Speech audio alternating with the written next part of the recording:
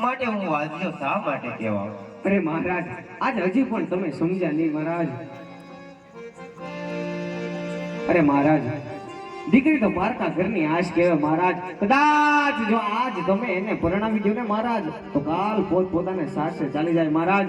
પણ જો આજ દીકરીઓ પછી જો રાજ રહ્યા હોય ને મહારાજ, તો તમારે પણ પુત્ર નથી મહારાજ. તો કદાચ તમારે બાડો બોબડો લૂલો લંગડો એક પણ પુત્ર હોત ને મહારાજ, તો આજ તમારા ગયા પછી આ પોકરણગઢ જેવું રાજ ચલાવે મહારાજ. નકર આ રાજને મણમણના તાળા દેવાઈ જાય મહારાજ, મણમણના તાળા દેવાઈ જાય.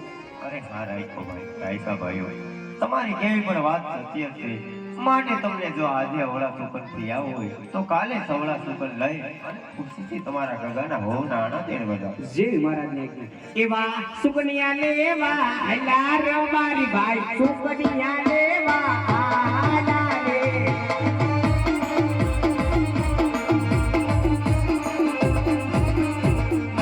અરે વીરા પ્રધાન, આજ સુધી આ પોકરણગઢની પ્રજા મારી માન મર્યાદા રાખતી હતી, માટે આજે મને વાંદિયાના મેણા મારે છે.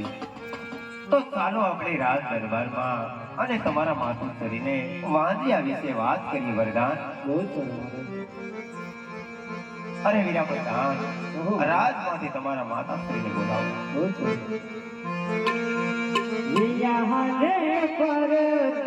બોલાવે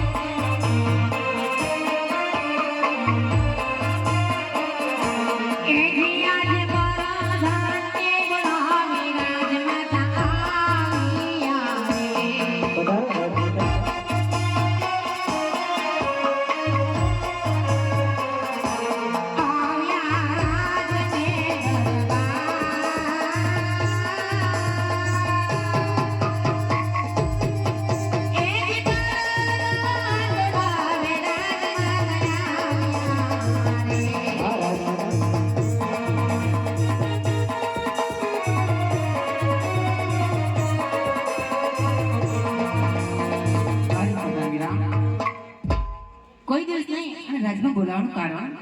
અરે રાજમાતા, કામ અમારે નહીં પણ મહારાજ નું પડે છે. અરે હા, આજે મારા નાથ મારા રાજ અને મારા રૈયતને સારાને સંભાળ લેવા ગયા હતા. તો એમને હતા એક હાથમાં શ્રાવણ અને એક હાથમાં ભાદરો વચ્ચે રહ્યા છે.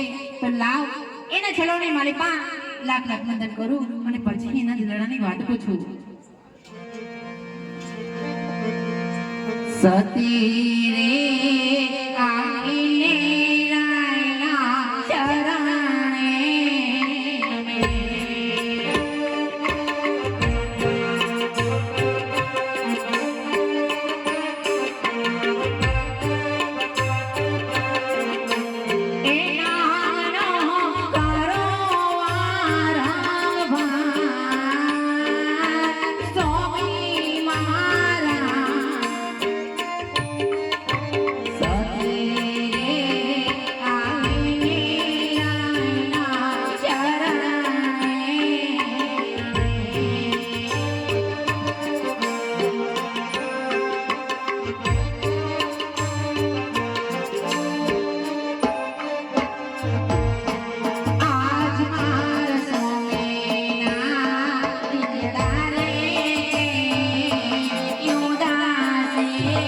જણાય